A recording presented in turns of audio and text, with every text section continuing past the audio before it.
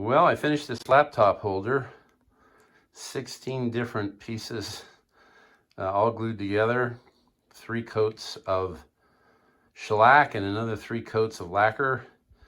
And in between the cutting and the lacquer was, I don't even know, felt like 500 hours of sanding. I think this is the singular piece of anything, the singular project I've ever made that had the most sanding with the least results. I mean, you just can't even tell.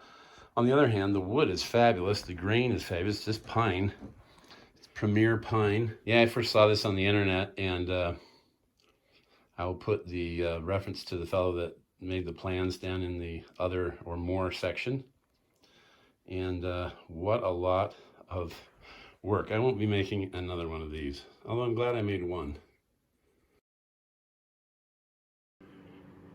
I got all the blanks and the template cut out, ready to start transferring the shape of the template onto each of those and cutting them out. Not sure I'm going to do that yet. I'll probably just do it with a scroll saw.